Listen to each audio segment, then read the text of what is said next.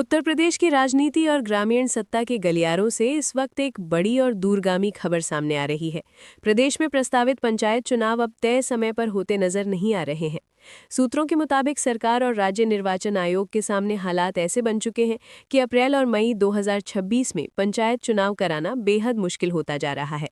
अब गंभीरता से इस संभावना पर विचार किया जा रहा है कि पंचायत चुनाव सीधे 2027 के विधानसभा चुनाव के बाद ही कराए जाएं। इस पूरे घटनाक्रम के पीछे सबसे बड़ी वजह है जनगणना 2027। 22 जनवरी को भारत सरकार के रजिस्ट्रार जनरल और जनगणना आयुक्त कार्यालय ने देश की 16वीं जनगणना का आधिकारिक शेड्यूल जारी कर दिया है। ये जनगणना कई मायनों में ऐतिहासिक होगी, क्योंकि पहली बार इसे पूरी तरह डिजिटल तरीके से कराया जाएगा। सरकारी शेड्यूल के मुताबिक 1 अप्रैल 2026 से 30 सितंबर 2026 तक देश भर में हाउस लिस्टिंग का काम चलेगा। इसके बाद 1 फरवरी से 28 फरवरी 2027 के बीच जनसंख्या गणना का दूसरा चरण पूरा किया जाएगा। यानी लगभग 1 साल तक देश का पूरा प्रशासनिक तंत्र जनगणना की प्रक्रिया में व्यस्त रहने वाला है। अब अगर उत्तर प्रदेश की बात करें तो यहाँ जनगणना कराना प्रशासनिक दृष्टि से एक बहुत बड़ा अभियान होता है। प्रदेश के 75 जिलों में करीब 50 से 60 हजार कर्मचारी जनगणना की ड्यूटी में लगाए जाएंगे।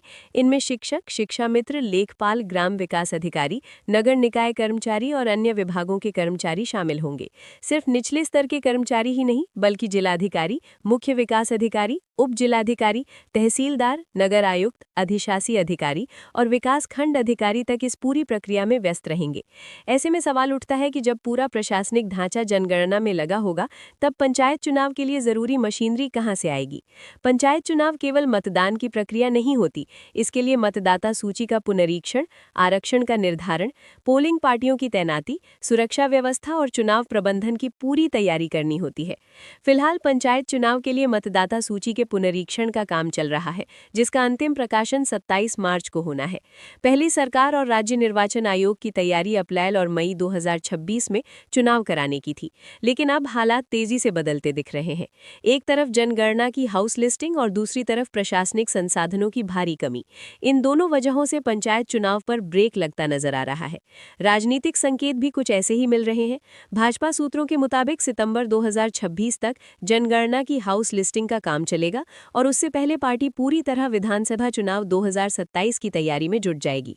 ऐसे में न सिर्फ भाजपा बल्कि समाजवादी पार्टी समेत अन्य राजनीतिक दल भी विधानसभा चुनाव से ठीक पहले पंचायत चुनाव कराने के पक्ष में नहीं है।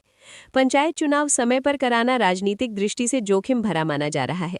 पहला खतरा यह है कि गांवों में पार्टी के भीतर गुटबाजी और आपसी रंजिश बढ़ सकती है। दूसरा खतरा यह है कि टिकट न मिलने से नाराज कार्यकर्ता बागी होकर दूसरे दलों से चुनाव लड़ सकते हैं, जिससे पार्टी को नुकसान हो सकता है। तीसरा और सबसे अहम कारण यह है कि अगर जिला पंचायत और क्षेत्र पंचायत स्तर पर प्रदर्शन कमजोर रहा तो उसका सीधा असर विधानसभा चुनाव पर पड़ सकता है। भाजपा के लिए 2021 के पंचायत चुनाव का अनुभव खासा अनुकूल नहीं रहा था। उस समय पंचायत चुनाव में हुए नुकसान की भरपाई करने में पार्टी को काफी मशक्कत करनी पड़ी थी। यही वजह है कि इस बार पार्टी कोई बड़ा राजनीतिक जोखिम नहीं लेना चाहती। सूत्र बताते हैं कि हाल ही में पार्टी और सरकार के कोर ग्रुप की बैठक में भी इस मुद्दे पर गंभीर मंथन हुआ है कि पंचायत चुनाव को विधानसभा चुनाव के बाद तक टाल दिया जाए। इसी का असर ये है कि पंचायती राज विभाग की तैयारियां भी फिलहाल ठंडी पड़ती नजर आ रही हैं। राज्य निर्वाचन आयोग ने पंचायत चुनाव के लिए आरक्षण निर्धारण को लेकर पंचायती राज विभाग को पत्र जरूर लिखा है, लेकिन आरक्षण तय करने के लिए जरूरी कमेटी के गठन की प्रक्रिया अब तक शुरू नहीं हुई है। जबकि हकीकत यह है कि आरक्षण निर्धारण की प्रक्रिया में ही करीब 2 महीने का समय लग सकता है। विभाग के वरिष्ठ अधिकारियों के बयान भी इस ओर इशारा कर रहे हैं कि फिलहाल पंचायत चुनाव के लिए कोई ठोस तैयारी नहीं है। इसका संदेश अब गांवों तक पहुंचने लगा है। पंचायत प्रतिनिधियों का कहना है कि उन्हें अनौपचारिक तौर पर संकेत मिल रहे हैं कि चुनाव अभी नहीं होंगे।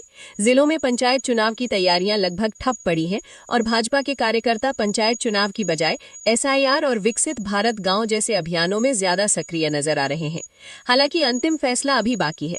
भाजपा पदाधिकारियों के मुताबिक पंचायत चुनाव को लेकर राष्ट्रीय नेतृत्व की हरी झंडे का इंतजार किया जा रहा है।